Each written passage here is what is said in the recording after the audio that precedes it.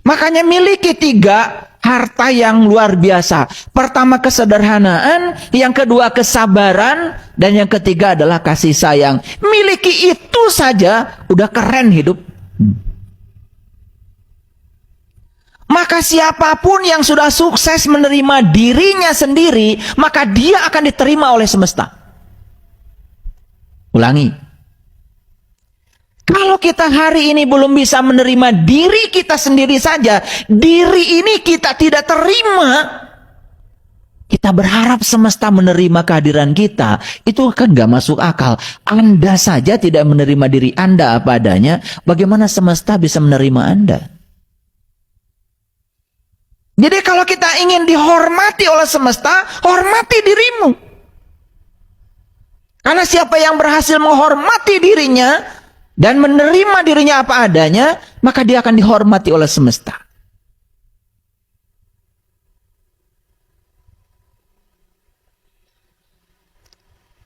Yang kedua, hampir banyak orang yang salah memahami ritual agama. Dan ritual agama itu dijadikan sebagai tujuan. Tidak sedikit kan orang yang hitung pahala setiap hari ketika dia melaksanakan ritual agama. Lucu kan? Yang lebih lucu lagi ditanya pahala itu apa, nggak ngerti. Sama seperti kalian kalau saya tanya, ingin masuk surga nggak? Ingin. Tahu nggak surga itu apa? Ingin padahal nggak tahu. Sama konyolnya dengan kalian takut jurig. Kan sama konyolnya. Cuman nggak sadar. Kalau saya tanya, takut jurig nggak? Takut. Pernah lihat jurig? Belum. Jadi jurig itu apa sebetulnya? Jurig itu sebetulnya ilusi pikiran kita. Karena ilusi itu diulang-ulang, itu menjadi paradigma pikiran. Kita mengidentikan diri sebagai pikiran. Jadi ya, sieun jurig, padahal belum pernah lihat jurig. Saya tanya, takut neraka nggak? Takut. Sudah lihat neraka? Belum. Lo kenapa takut? Apa bedanya dengan Anda takut jurig? Ini salah kaprah ini. Harus diperbaiki. Padahal sederhana kok. Neraka dari naraloka, tempat yang terkena api. Itu aja. Ketika ada orang marah, kita terkena marah. Itulah neraka. Sesederhana itu kok. Surga apa? Suwarga loka. Tempat berkumpulnya segala sari rasa keabadian. Ini saya kasih tahu nih. Saya mau ngasih statement yang penting hari ini. Ketika kita mati tidak merasa kehilangan apapun, saat itu kalian akan memasuki keabadian.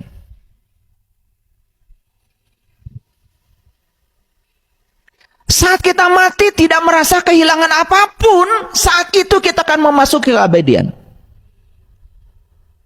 Dan orang yang mati tidak bisa memasuki keabadian karena apa? Dia merasa kehilangan sesuatu.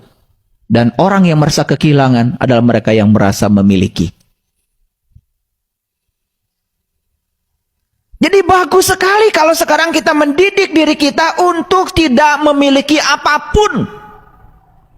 Tidak merasa memiliki.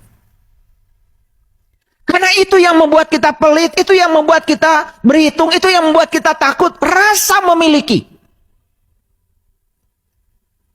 Dan lucu, kita ini sering merasa kehilangan sesuatu yang sesungguhnya bukan milik kita.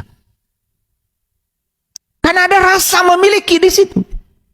Siapapun yang membebaskan diri rasa memiliki dan hati ini tidak mati, dia akan masuk kepada alam keabadian. Dan rasa memiliki itulah yang kemudian menciptakan rasa kehilangan. Itulah yang selama ini kan godaan pikiran.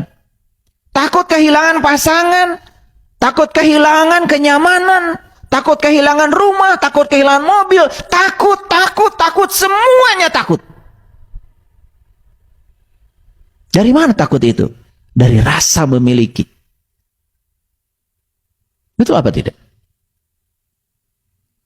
Cuman kita tidak pernah sadar. Itu aja. Gak pernah sadar. Nih, salah kaprah dalam beragama. Contoh, saya kasih buktinya. Aqimis sholah, inna sholah tanha anil fahsya wal munkar. Dirikanlah sholat, sesungguhnya sholat itu adalah sarana untuk mencegah manusia dari perbuatan keji dan munkar. Loh, ngitung rakaat.